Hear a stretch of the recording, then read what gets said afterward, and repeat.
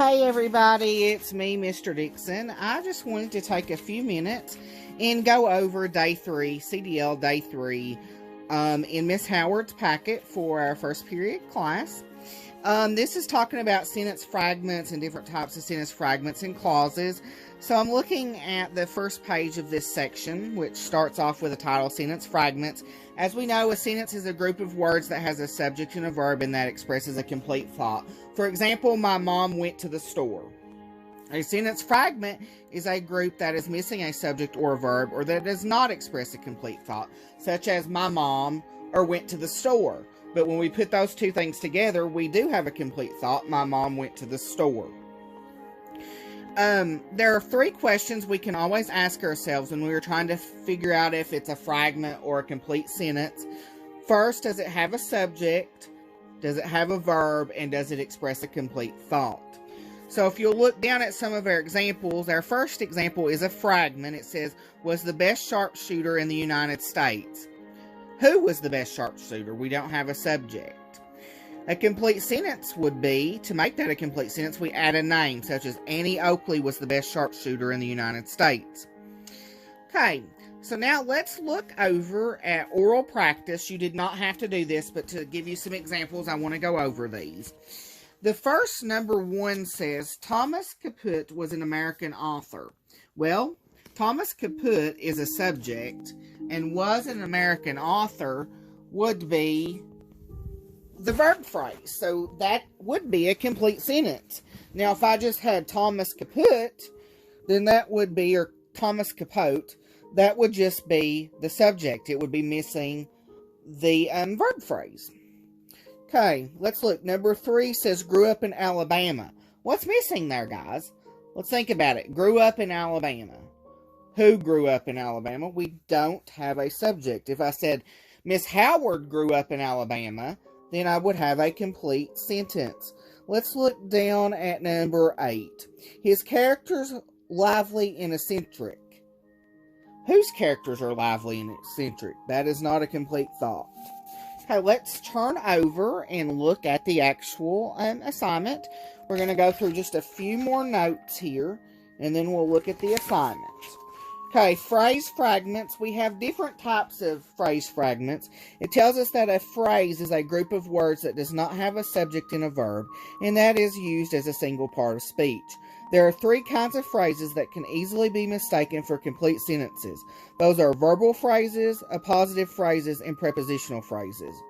A verbal phrase, forms of verbs that are used as other parts of speech, sometimes fool us into thinking that a group of words has a verb when it really does not. For example, learning about the Civil War. Who's learning about the Civil War? I enjoy learning about the Civil War gives us a complete sentence. And a positive phrase. And a positive is a noun or a pronoun placed beside another. And a positive phrase, or an appositive, is a noun or pronoun placed beside another noun or pronouns to identify or describe it. In a positive phrase, a phrase made up of appositives and its modifiers is a fragment. It does not contain the basic parts of a sentence. For example, a 25-year-old soldier is just a phrase. It doesn't have a noun. It does have a noun in it, but it doesn't have a subject. Who is a 25-year-old soldier? So, to make that into a sentence, we could add the words, the 54th Massachusetts Regiment was commanded by Colonel Shaw, a 25-year-old soldier. A prepositional phrase is a group of words containing a preposition and a noun or pronoun object. A prepositional phrase cannot stand alone as a sentence because it does not express a complete thought. For example, with great courage on the battlefield. That's just an incomplete thought. So to make that into a sentence, we could add the 54th Massachusetts Regiment acted with great courage on the battlefield. So exercise 1. Use your imagination to create sentences from the following phrases. You can either 1. Attach the fragment to a complete sentence, or 2. Develop the phrase into a complete sentence by adding a subject, a verb, or both. So our example says landing on the planet.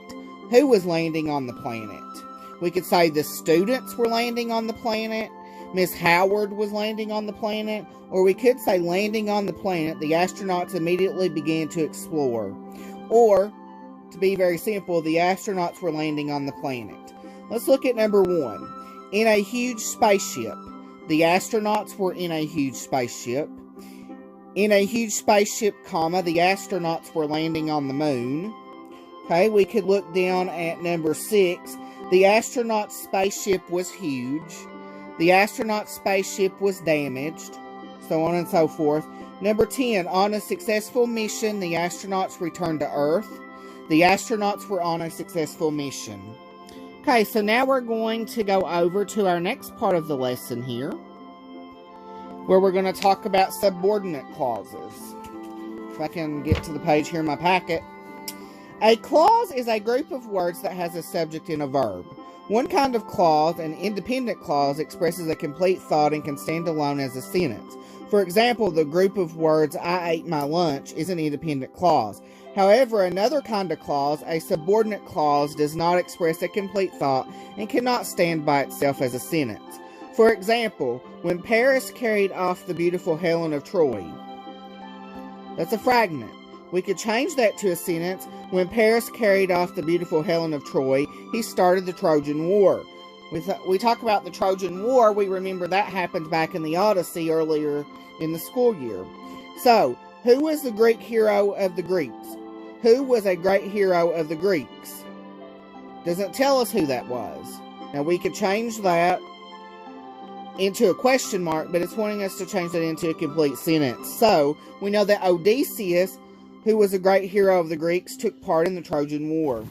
Note, let's look toward the bottom of the page. It says, a subordinate clause telling why, where, when, or how is called an adverb clause. Usually you can place an adverb clause either before or after the independent clause in a sentence. For example, after he started home from the Trojan War, comma, Odysseus had many more adventures. Or, Odysseus had many more adventures after he started home from the Trojan War. If you put the subordinate clause first, use a comma to separate it from the independent clause. The comma makes the sentence easier for the reader to understand. So as we look over at exercise 2, you're going to be revising the paragraph. It says the following paragraph contains some subordinate clause fragments. First, find these clause fragments. Next, revise the paragraph, joining the subordinate clause with the independent clause. There may be more than one way to join them. Change the punctuation and capitalization as necessary. So, people have been using cosmetics for thousands of years. Okay, that's a complete thought. In Africa, the ancient Egyptians used perfumes, hair dyes, and makeup that they made from plants and minerals. That they made from plants and minerals is not a complete clause, so we would join it with the first sentence by removing the period and changing the capital T to a lowercase t. That's your example for exercise 2. Now let's look down at exercise 3. Using subordinate clauses in sentences. Use each of the following subordinate clause fragments as part of a complete sentence. Add whatever words are necessary to make the meaning of the sentence complete. Add capitalization and punctuation as necessary. For example, when our windows started glowing, that's not a complete thought, so we want to make that into a sentence. We were eating dinner when our windows started glowing. That makes it a complete sentence because what are you doing? You're eating dinner and your windows started glowing. So let's look at number 3. Which startled the dog? The fireworks which startled the dog were put off by the city. The neighbor which startled the dog was coming to visit. Look down at number 4. We've moved closer so that we could get a better look. They moved further away so they could get a better look. And that's how you would change those into complete sentences. So for day 3, that's all you were doing. So now we're going to pause. I'm going to take a break, get a drink of water, and then come back and go over another lesson. Thank you for watching.